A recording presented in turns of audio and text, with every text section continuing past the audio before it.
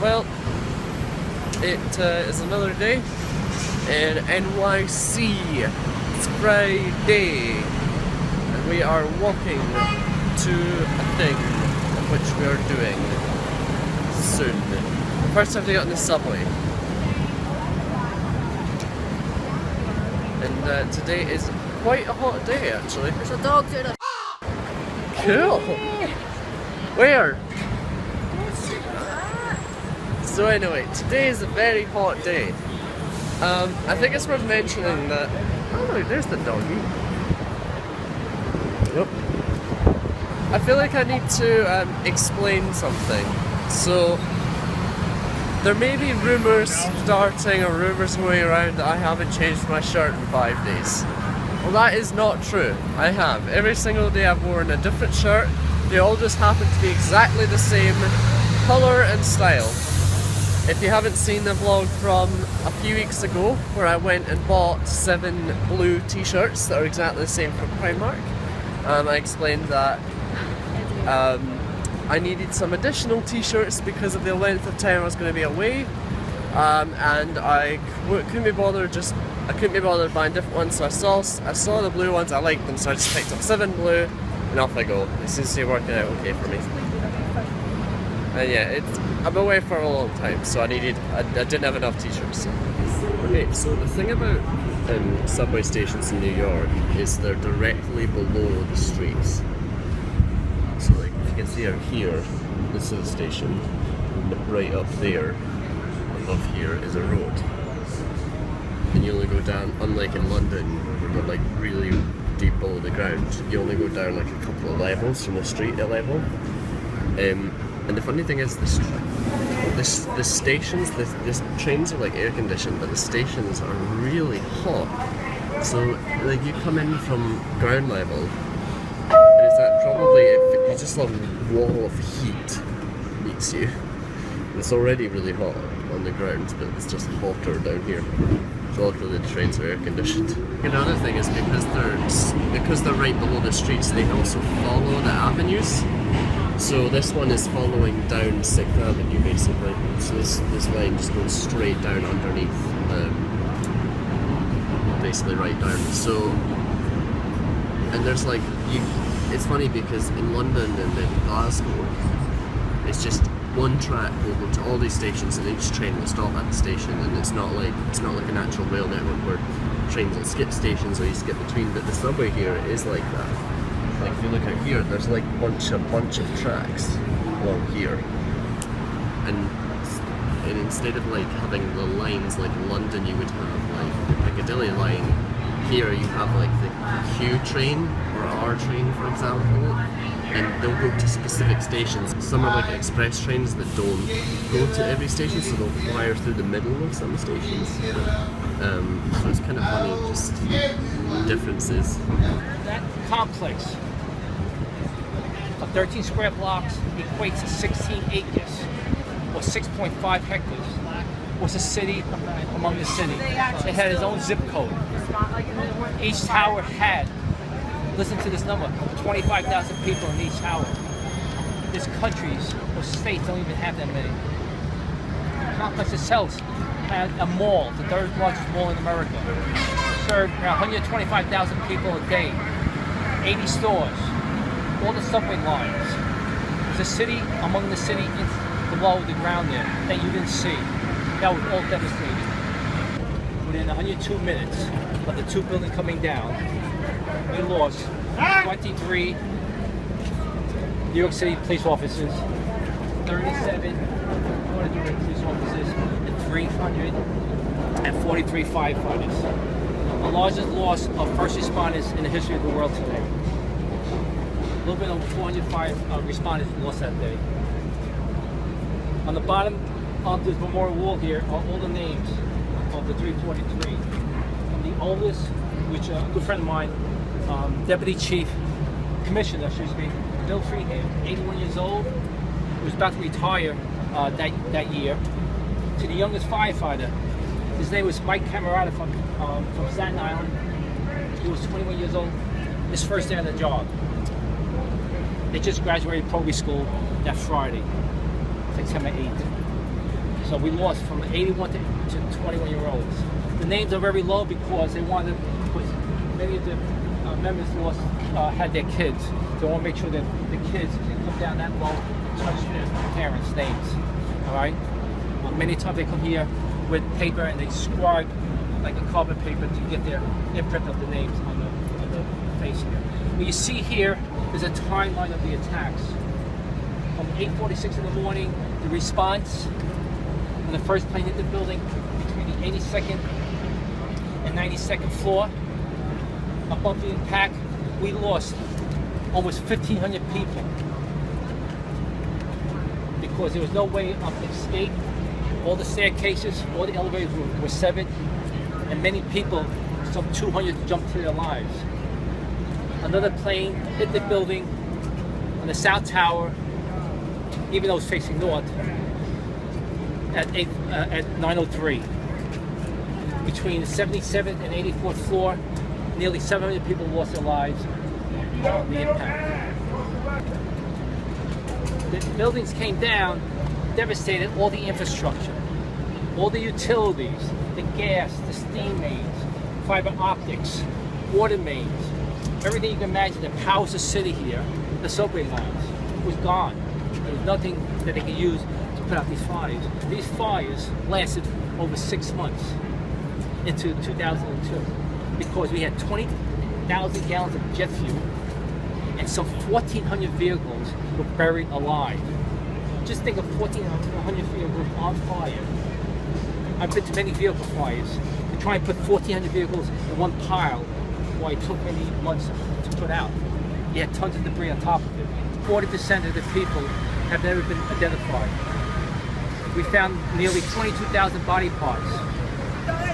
And of those nearly 3,000 people, we only found 174 whole bodies.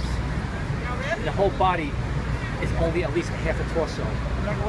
There's some 8,000 body parts still remains here. Fragment bones. And those parts, body parts, are in a special repository vault in the museum. On the 7th story below, there's a special vault for the family members. And they only can go there themselves, family members. And outside the wall is a quote from an Italian poet called Virgil. And outside the wall is engraved in granite 10 simple words that reads as follows: "No day shall erase you from memory of time." So many of these people are waiting for, hopefully, advancement of DNA. They can hopefully find some identity. Just last month, an Italian chief that I knew, his name is Lawrence Stapp. He worked in the fire academy, where I used to work a couple of years, and he also was murdered. Last month, his wife recalled 2 weeks prior to 9/11 that her husband gave 2 vials of blood to a cancer patient in a hospital someplace in the city. She was trying to recover the vials of blood. It happened to be that the blood vials were still existing in the city of Minnesota. In Minnesota, they found the 2 vials of the DNA, brought it here, and I think last or 2 weeks ago, Teresa buried her husband in the coffin with the 2 vials of blood on it. So, it's tough to understand that how can you can't find victims here. The panels are being redesigned because they want to make sure that families can touch it. Because on a hot day like today, they flow water through here, cool water. You have to feel the coolness. In January, when it's really like -5 degrees here, it's heated. So you can actually put your hands on it. You see a white rose? It shows their birthday today. There's a birthday, every day of the year there's at least one birthday. September 11th, there were 6 birthdays. 6 people had their birthday on September 11th. If you come here at night, which is gorgeous, I advise you to do it. The light shines through their names, as well as light through the underneath the waterfalls. All right. On Halloween, on October 31st, 2001, like a month later, one of the recovery workers was walking the grounds here, trying to find, parts of people and so forth, and he saw a branch of a tree with green leaves growing. Out of all this darkness and grayness and fires, he saw a green leaf coming out of the branch. He couldn't believe his eyes. He called people over and he actually excavated around this tree here. This tree was a stump, but it was still showing some life. They brought it to a nursery up in the Bronx, all right? And they brought it back to health. It survived 2 storms, rain and Sandy. This tree was up there and it was knocked over a couple of times through a couple of storms here. So that was the Survivors Tour, Survivors Memorial Tour, I guess. Saw some of it. If you're in New York, I would highly recommend checking it out. It's just where you book it is just off of the World Trade Center area. The person who conducted the tour in our case was a retired firefighter and utility worker who was there on the scene, and then there was another person who came in after he told his story. There was another person who came in who was an office worker who managed to escape the one of the towers before it collapsed. And it was pretty, it was pretty real and sobering stuff. So I definitely recommend, if you're here in New York, definitely recommend checking it out. Wow, it is so hot right now. It is unbelievably hot. Oh, I don't know how someone can do this. We ended up on Times Square and we're going to the M&M store. Visit us air conditioning and also M&M's. I wonder where the M&M's are. Oh, the giant M&M. Look at it! Look at it! Look at it! Look at it! These things. Oh, it's a backpack. Cool. I think this is the thing you make your M&M's. Let's see.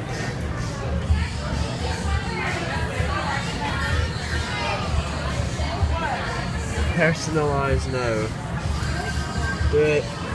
Do it. It doesn't like me. Stop.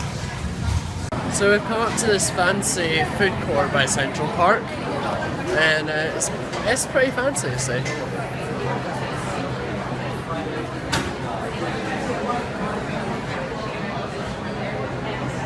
It also has different shops as well. It's pretty cool though. I just got a crepe with strawberry and banana and Nutella. I haven't had a crepe for years. It's pretty good. I spy with my little eye a giant apple on a glass box. Stay over to the right if you want the stairs, straight ahead for now. Whoa. Just don't stop on the stairs.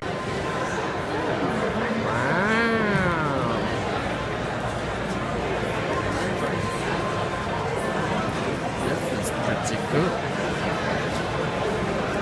To be fair, it's basically just an Apple store at this point, but you know, it's still pretty cool. So you got street level, Apple level. It's funny. So we've just entered an Apple store. We've come into one of the Trump towers. Don't know why, but there's a Starbucks right up there. So I don't know about you guys, but I'm going up to the Starbucks. Ooh, fancy.